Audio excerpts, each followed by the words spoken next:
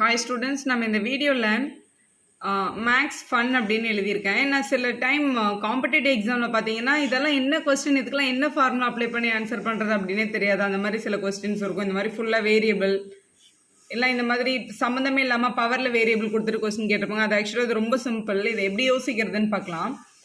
What is the value of T if T into T into T is equal to T plus T plus T அப்படின்றது உங்களோட question. So dot அப்படின்னா ஆக்சுவலாக multiplication அப்படின்னு அர்த்தம். இப்போ இங்கே கொஸ்டினில் T multiple by T equal to நம்பரே கொடுக்காம ஆல்ஃபபெட் இருந்தால் அதுக்கு முன்னாடி ஒன்னுன்னு அர்த்தம். 1d + 1d + 1d தான் உங்களோட question. So d power 1 d power 1 d power 1 multiple பண்ணால் பவர் என்ன ஆகும், ஆட் ஆகும். ஸோ d பவர் 1 + 1 + 1 வந்து 3. ஸோ d கியூப் ஆகிடும். இது வந்து ஆட் பண்ணும்போது 3 டைம்ஸ் d ஆகிடும். ஸோ ரொம்ப சிம்பிளாக என்ன பண்ணுங்கன்னா divided by T on both சைடுன்னு பண்ணிடுங்க. ரெண்டு பக்கமும் டி ஆல் டிவைட் பண்ணிடுறோம். அப்போ என்ன ஆகுதுன்னு பாருங்கள். இது வந்து டி பவர் 3 பை டி பண்ணுறோம். இந்த பக்கம் 3d பை டின்னு எழுதிக்கிறோம். இது டி பவர் 1. ஸோ ஃப்ராக்ஷனில் இருந்துச்சுன்னா பவர் என்ன ஆகும், சப்ட்ராக்ட் ஆகும். ஸோ டி பவர் 3 - 1ன்னு எழுதிடலாம். இது எல்லாமே உங்களோட அந்த laws of exponents. X power a by x power பின்னு இருந்துச்சுன்னா ஸோ ரெண்டு பேஸும் சேம். அப்போ ஜாயின் பண்ணும்போது பவர் ஆட்டோமேட்டிக்காக என்ன ஆகும், சப்ட்ராக்ட் ஆகும். இதே மல்டிப்ளிகேஷனில் கொஸ்டினில் வந்திருந்ததுன்னா கண்டிப்பாக அது என்ன ஆயிருக்கும், ஏ ப்ளஸ் பின்னு ஆட் ஆயிருக்கும். அதனால தான் இங்கே ஆட் ஆகி 3ன்னு கிடச்சிருக்கு. இங்கே டிவிஷனில் இருக்கும்போது மைனஸ் ஆச்சு. டி கேன்சல் ஆயிடுச்சு. அப்போ இங்கே ரிமைனிங் 3. அப்போ டி ஸ்கொயர் ஈக்குவல் டு 3ன்னு கிடச்சிருக்கு. ஸ்கொயர் அந்த பக்கம் போனால் என்ன ஆகும், ரூட் ஆகும். அப்போ டி இஸ் ஈக்குவல் டு √3 அப்படின்றத உங்களோட கரெக்டான ஆன்சர். உங்களோட ஆப்ஷனில் பாருங்கள். ஸோ √3ன்றது தான் ஃபர்ஸ்ட் ஆப்ஷனாக கொடுத்துருக்காங்க. இதுதான் கரெக்டு. நெக்ஸ்ட் கொஸ்டின் பாருங்கள். 5x + 3y = 3 இருந்தால் then find the value of 32 power x into 8 to the power y அப்படின்னு கொடுத்துருக்காங்க. So laws of exponents apply பண்ணோன்னா ஒன்று வந்து பவர் சேமாக இருக்கணும், இல்லைனா பேஸ் சேமாக இருக்கணும். ஆனால் இங்கே ரெண்டுமே டிஃப்ரெண்ட்டாக இருக்குது.